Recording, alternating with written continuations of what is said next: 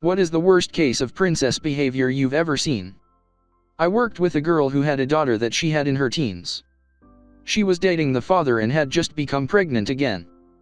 They were both working to put themselves through college and support their children. He proposed to her and she told him no because the diamond was too small. I used to have a cubicle across the walkway from where all the contractors in my department sat. My department only does temp to hire, so they are mostly kids straight out of college. I was about to be married, as was the woman who sat in front of me, so a lot of wedding chatter going on around lunchtime. We overheard this princess-type temp talking to one of her friends as they walked by, saying that she wouldn't ever accept a proposal if the ring presented was less than a full carat diamond. My co-worker and I had a good laugh about that. The girl was young and pretty, but such a snobby attitude. Carat, not carat. I work at a clothing store. One night 15 minutes before closing, a group of 4 come in. I proceeded to tell them we were 15 minutes before closing. To which one of them replied, "We will only take a minute." Nope, not a minute. Not even 10. They left the store 40 minutes after closing. All because the daughter, whom I presume was in her mid-20s, needed to find an outfit for a photo shoot. The entire time she was in the changing room, she would throw the items she didn't feel good in at one of my associates. When she finally decided she wasn't gonna purchase anything, she had left a whole rack of clothing, which if we were still open wouldn't have been an issue, but after 40 minutes of being closed, the other associate and I had already finished recovering the store for the night. She finished it off by complaining to her boyfriend that it was his fault she didn't like anything because he didn't compliment her in any of the items. She literally stomped out with her arms crossed and pouted. I've avoided this by telling customers that our computer system to check people out locks down when we close. Gets them moving real fast. I work at a library, and someone wanted a library card. Okay, great, just fill out this short application on this kiosk, takes only a few minutes. Simple stuff like name, address, birthday, email, etc. She didn't want to. Can we do it for her? It's too much work. Now, if someone has an actual reason to ask us to do it for them, we can enter all of that manually, no problem, but in this case, she told my co-worker, "I don't want to do all that work," and my co-worker said, "I guess you don't want a library card then, either." If she can't fill out a form, I would guess that returning books would also be too much work. Edit, fork to form. I was in the line waiting for the Hulk roller coaster at Island of Adventures in Florida. There were these 2 teenage girls in front of me. When they got to the front of the line, they asked to be sat in the very front row. There is a separate line dedicated for the first row, and the park employee told them this. They kept showing the employee their fast passes and demanded to be sat in the very front row. The park employee sat them in the very last row instead, and both the girls threw a temper tantrum. I couldn't really believe it. We were already in the fast pass line, so instead of waiting 2 hours, we only had to wait about 30 minutes. I got the idea that the girls weren't used to being told no. WTF? People wait 2 hours to ride a damn roller coaster. Is it made of gold or the only one in the country? During the summer months, the theme parks can get pretty packed since most schools are out. It's pretty normal to wait a long time for the rides. I watched a college princess empty an entire shelf of wine Hulk style at Bevmo. At 10 a.m. on a Tuesday. Because they couldn't sell her a pack of Corona. First, she was upset because she cut in line and everyone was bullying her for it. She was frustrated nobody understood why her time was more precious than ours. Then, the cashier was being racist because he couldn't sell her the beer. Couldn't, not wouldn't. She was under 21, US. They're both white, BTW. She starts to whine and stomps her feet like a child. When that doesn't work, she starts crying and pulls the "they always sell it to me at the other store" card. Cashier is done with college princess. He calls out the manager. The manager tells Princess she will not be purchasing alcohol that day or any other day until her 21st birthday.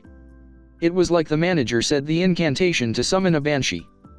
Princess let out a screech that could be heard 2 states away, ran over to a full shelf of wine, and started slamming every bottle she could reach onto the floor.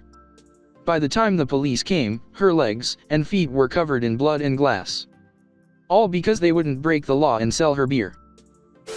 There was a girl I knew in college, sorority sister of my girlfriend at the time, who has been dating a guy since high school, who attended another university in town. They were likely to get engaged when they graduated college, and she stated that she was demanding a 2+ carat ring, even if it meant her father had to pay for part of it. Her future husband was going to be an engineer and came from middle-class family, so such a ring would be an exorbitant expense.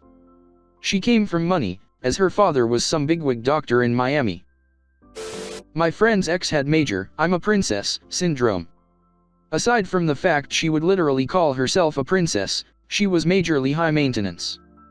He spent all his money on her, around $500 when we were all in high school and unemployed, spent every ounce of time he was free with her, and texted at all hours they were both awake. Then some other dude became interested in her, and she was boasting about all the attention she was getting. When my friend dumped her finally, she started going out with the other guy. I thought it was done.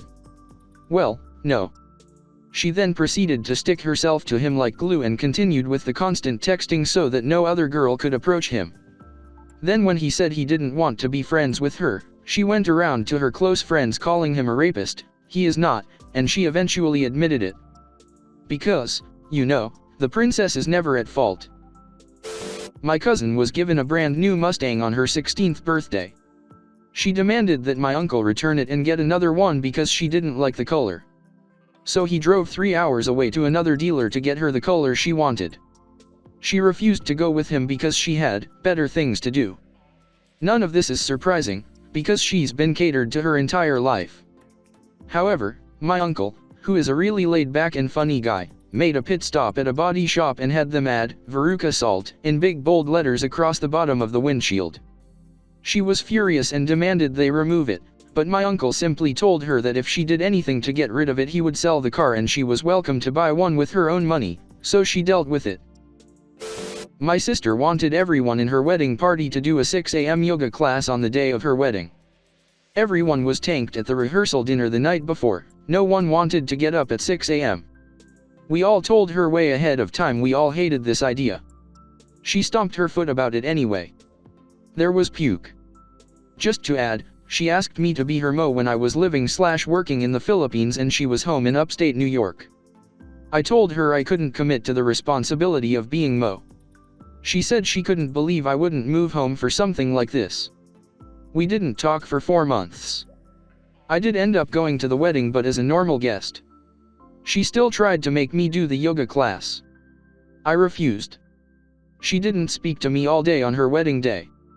I was okay talking to the other 300 people there. Is she still bitching about the ways in which people ruined her special day, or has she moved on to babies? Now that you ask. She has moved on to complaining about how hard it's going to be to have a baby not being rich. Our girlfriends from high school are extremely well off, like trust funds in the millions types. We are not. Loudly crying face, so they have nannies and lots of extra help. My sister and her husband make good money. $350+ between the two of them. I know this because she loves to talk about it. Anyway. Being that she's 31 and her husband, I think, is 40, I asked about kids and she seriously sat on phone for 5 minutes complaining about everything she wouldn't have that our friends do. Also complaining about paying for her $90K wedding. Face with tears of joy. I'm making her sound awful, but she's actually extremely funny and kind-hearted. Just really self-absorbed. Once you get around that, she's awesome in small doses. My former friend's parents bought her a brand new Lincoln MKZ. She had this car bought and handed to her for nothing but existing, and this was the 4th-ish one that her parents purchased for her by the time she was 23. One day, she decided that she didn't want the MKZ anymore and insisted that her father buy her a new Jeep. For once in his life, her dad pushed back, because he had just retired and money was a bit tighter, and my former friend threw a complete fit that he would even think about suggesting a used Jeep, even though her Lincoln was less than a year old. One of the last times we hung out, she said to me, "Daddy won't buy me a Jeep and I'm really mad at him. I hate this car and I'm going to crash it, so he will have to buy me the Jeep I want." I slowly started drifting away at this point because I was dumbfounded, but lo and behold, 2 weeks later I saw an article in the paper and there was her MKZ, wrapped around a telephone pole. I saw her in the grocery store a while later and she got into a brand new Jeep.